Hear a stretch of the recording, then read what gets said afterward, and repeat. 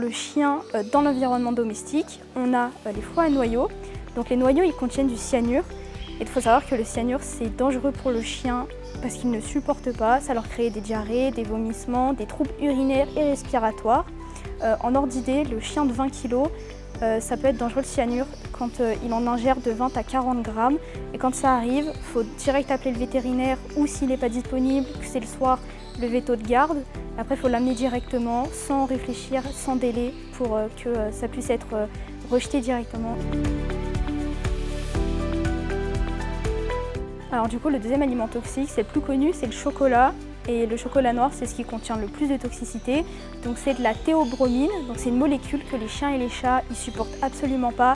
Ça fait des diarrhées, des vomissements, des troubles urinaires, mais surtout des troubles cardiaques. C'est le plus grave et c'est des symptômes qui arrivent très rapidement, c'est-à-dire sous 30 minutes et maximum 2 heures.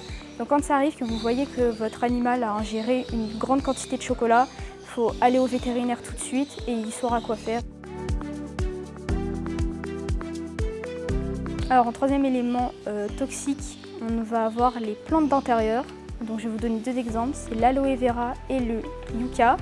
Donc l'aloe vera, c'est toxique parce que dans les feuilles et dans la sève, on a des molécules toxiques pour le chien. Donc s'il vient mâchouiller ou lécher la sève, ça va être toxique.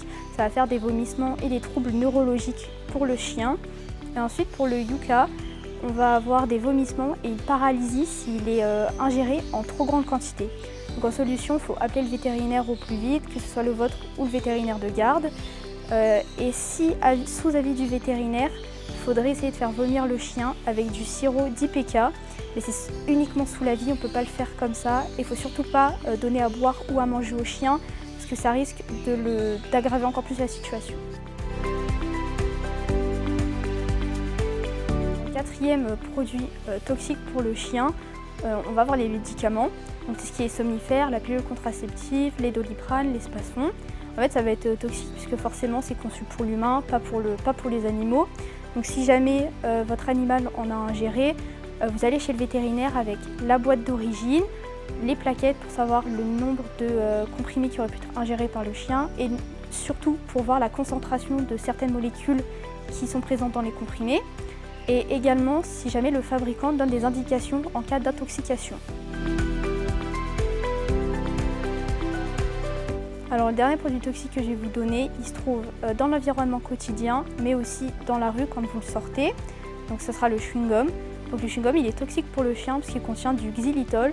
Donc c'est une molécule très toxique pour le chien, c'est-à-dire que ça peut être fatal pour un chien de 10 kg et ça peut être dangereux pour des chiens de gros gabarit.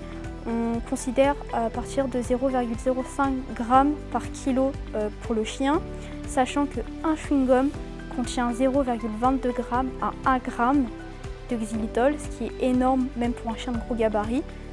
En fait, du coup, le chewing-gum il peut provoquer des vomissements, des pertes de connaissance, le chien peut trébucher, avoir des pertes d'équilibre. Pour éviter d'avoir les problèmes liés au chewing-gum, vous pouvez venir dans votre terre animaux le plus près de chez vous, prendre des friandises. On a toute une gamme qui pourront ravir votre chien et qui lui fera plaisir.